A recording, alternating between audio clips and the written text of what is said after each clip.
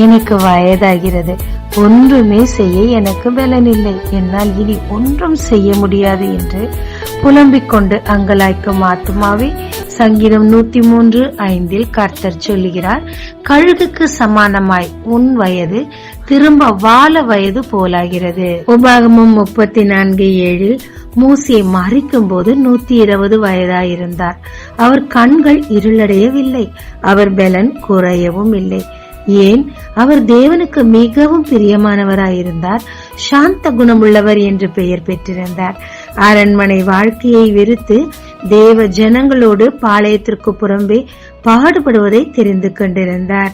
கடைசி வரை கானான் கொண்டு மக்களை சேர்க்கும் வரை அவர் தேவனுக்காக உழைக்க வேண்டியதாய் இருந்தது.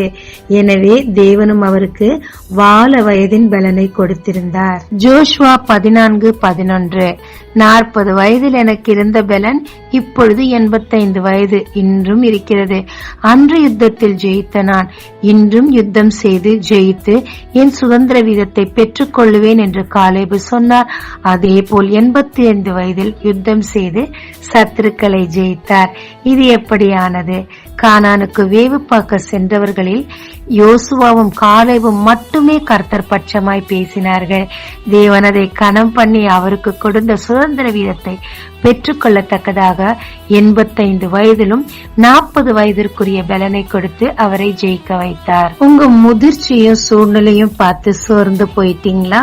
உயிர்ப்பிக்கும் கர்த்தருடைய வார்த்தை சொல்லுகிறது, முதிர் வயதிலும் கனி தந்து புஷ்டியாய் இருப்பீர்கள் என்று. கர்த்தருக்காய் காத்திருக்கும் போது புது பலன் அடைவார்கள், கழுகுகள் போல செட்டைகள் அடித்து பறப்பார்கள் என்றும் வேதம் சொல்லுகிறது. அந்த வார்த்தையை நம்புங்க. தேவனுக்காக இன்னும் உங்களால் உழைக்க முடியும், இன்னும் கனி தர முடியும். அதற்கு தேவையான பலனையும் கிருபையையும் கர்த்தர் தருகிறார். அதை விசுவாசித்து நம்பி ஏற்றுக்கொள்ளுங்க. கர்த்தர் உங்களை பயன்படுத்த விரும்புகிறார். ஜெபிக்கலாம் வாங்க.